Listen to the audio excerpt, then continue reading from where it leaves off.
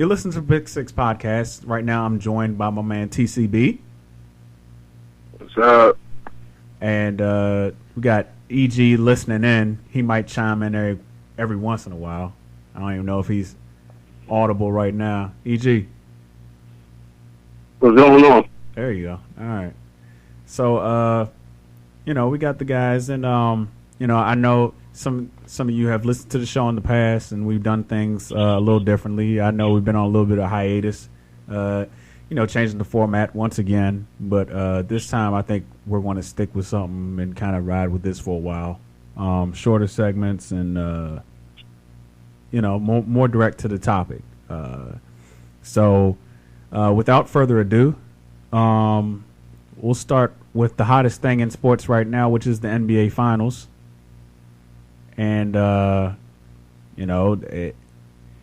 don't know if anybody really thought this was going to happen. The Golden State Warriors, the Golden State Warriors were able to rally from 3-1 down to, beat the Thunder, which is, I don't even really want to go there. But they come into this finals against the Cavs, who kind of just stormed through the East in a considerably better East than in previous years, if you go by records. Golden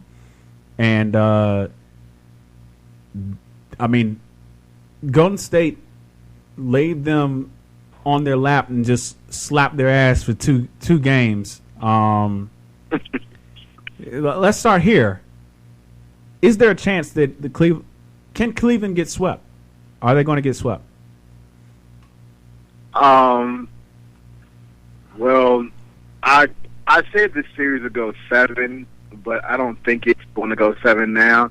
I think they'll get 1 on their home floor, but the way these last 2 games have played out, you literally have 9 against 3, as somebody mentioned in our group chat, where you have a team that not like 1 through 9 are solid players, versus you don't even have a complete starting 5 that's good on Cleveland. And I can say that personnel is one problem, but I think coaching has something to do with it too. I think Lou is a little too green right now. I don't want to say he's in over his head, because hey, that's your goal, to get to the finals, regardless of when you get the job. But he's never had to see this type of competition night in and night out, because he's from the East. You had made a good point where the East records were better than they had been in previous years. I don't think there was a sub 500 team this year. No, getting to the playoffs.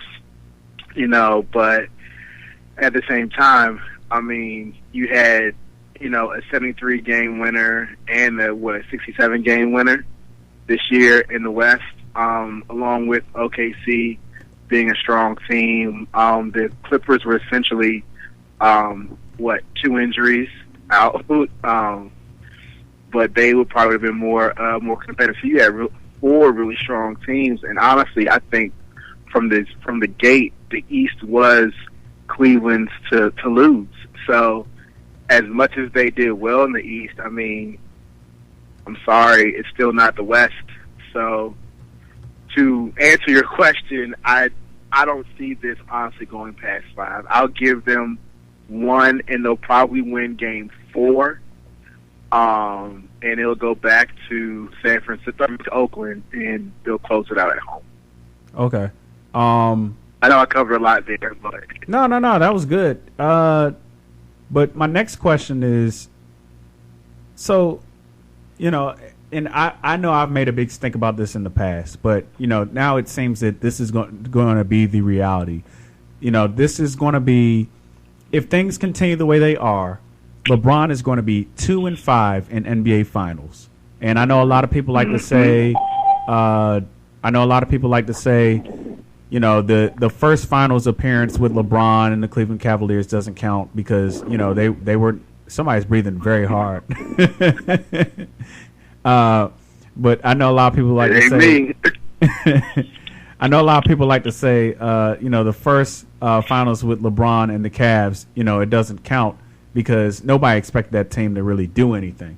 Right. But now he's been on 6 years of teams where he's got to handpick his players. He's been able to put together the teams that he wanted, and even if you want to discount that first one, it's 2-4 in the finals. When he went to Miami, he had arguably the best team in the NBA. Everybody was. And he believed it too, and the rest of the world believed it and everything. And they only came up. They only won half of the finals that they went there. Granted, they went to 4 finals, and a lot of people are giving LeBron credit for going to 6 NBA finals, and I do give him credit for that. That is impressive. That's an accomplishment, yeah. Yeah. However, you did have everything you needed to get there. It's like the affluent kid that came from like the really good household and everything, and goes to the best schools and all that. Like, it's like him going to Harvard versus somebody else going to Harvard. You know what I'm saying? Like, it's easier for you. You had an easier path. So I do kind of give him a lot of grief for it, even though he's went to the finals 6 times. You only won 2 of them. I'm sorry. You went to the final, 6 consecutive times. You only won 2 of them. And that, to me, it's not acceptable. You're right. You're totally right. I mean, there's no way that it's like I said. It's good that he gets there, but for him to be the one shopping for the groceries for this team, I mean, it just proves that one, he doesn't know what he needs around him. I mean, there's no way that. I mean, Tristan Thompson had a decent finals last year, playoff run, but he's not worth $80 million. He is not worth $80 million at all. And we can make the whole argument, a lot of players will get max deals that aren't worth that weight, quote unquote. But you can't honestly look yourself in the mirror as a GM and be like, I'm about to give this guy $80 million. Why? Right. I mean, it's ridiculous. And we know how much reliability Kevin Love is on defense. I mean, he used to be Mr. Double-Double when he was in Minnesota, a rebound machine, could shoot the lights out. But in recent years, like I said, I'm referring to our chat, somebody made a mention that it seems like the players duck themselves down whenever they go play with LeBron. Yeah. So we don't get to see that Kevin Love that we saw at Minnesota. Yeah, he was winning 30 games this season, but we knew that this guy is good, and he's worth his weight in gold. Right. But now he's just Mr. Irrelevant, and Kyrie, he scored 25 game one with his 22 shooting. Yeah. His points came from the line. So I mean, there's so many. What'd you say? He's trash though. You're right. He is. He is. I mean, he's very overrated. He has great hands. So what? But. Well, go ahead. Burbage, give me really quick. Why don't you just tell us like how you feel about what this finals appearance and the whole 2 and 5 in the finals and all that, and LeBron put this team together. Like, how is that reflective of his legacy at the end of the day? Like, how do you process all this?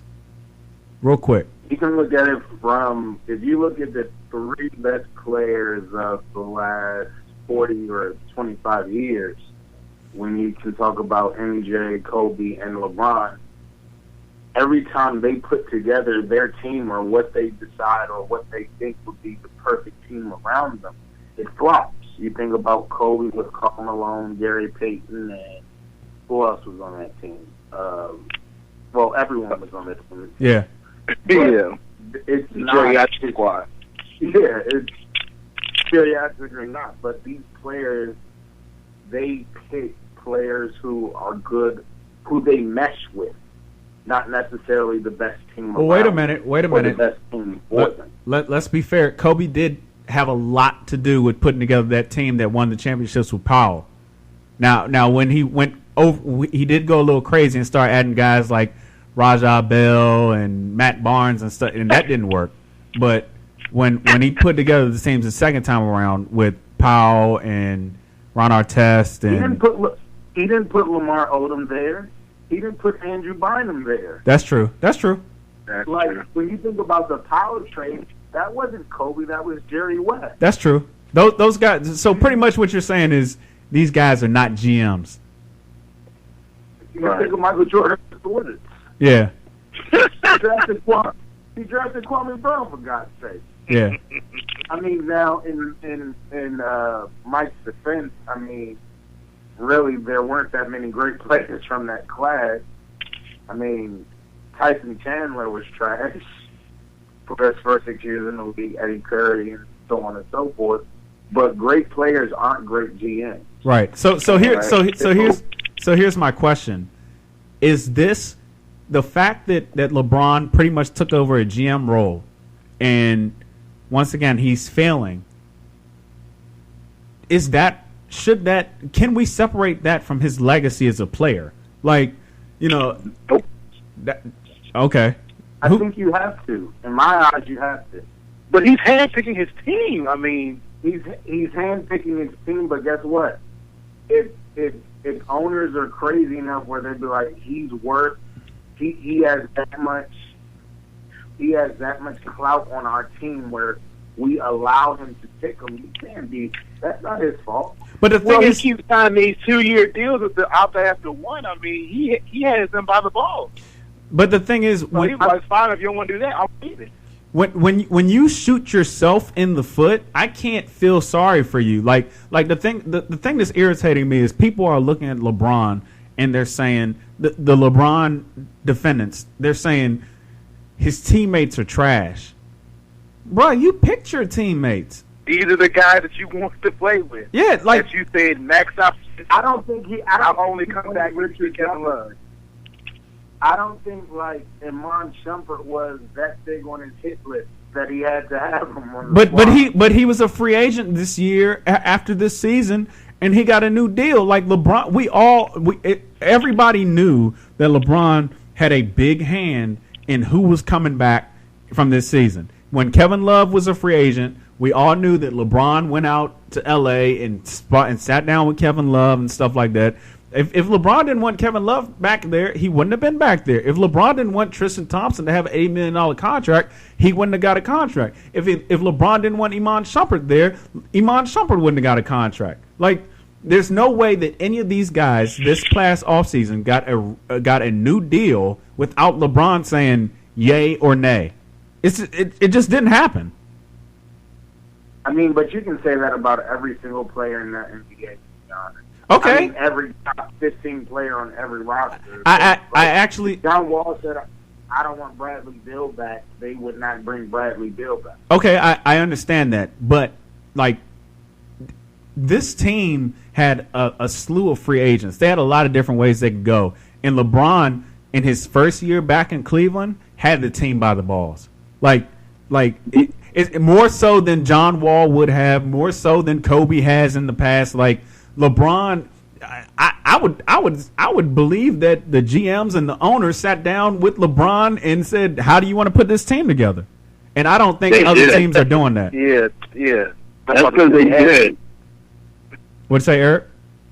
I think that's because they did. Right. And at some point, if you're a guy like LeBron and you're looked at as one of the top 3 people in the last 25 years, at some point you have to elevate others' games.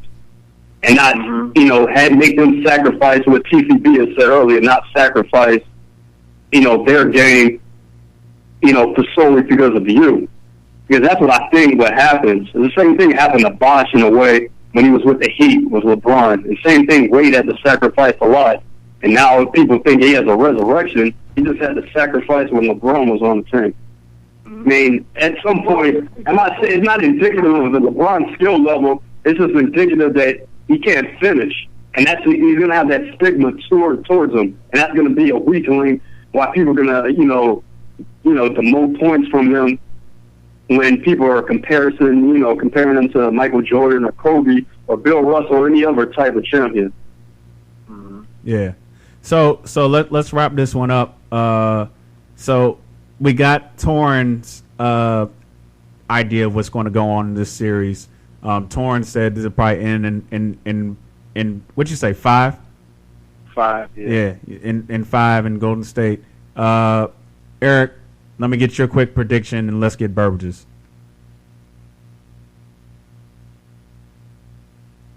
Okay. Okay, well, I'll go first. Oh, go ahead. Oh, you were thinking. I say it'll go 6. 6. Okay. I actually I'm going to be the one that's going to be bold, and I'll say it's going to end in the sweep. I think Golden State is just I don't see Cleveland winning the game. So and like I said in the group chat today, I'm willing to take a bet if Golden State wins game 3 that they'll win game 4 also. I don't game 3. You said what? I don't see them winning game 3. Yeah. You don't see Golden State winning game 3? I just think LeBron knows that he can't lose. He can't go out 4 straight. We'll see. It didn't look like they had any kind of answer for them. So we'll see. And I'm sure we'll be back and talking about it after the conclusion of the series. So let's move forward. I'm going to take a big pause here so I know where to stop in the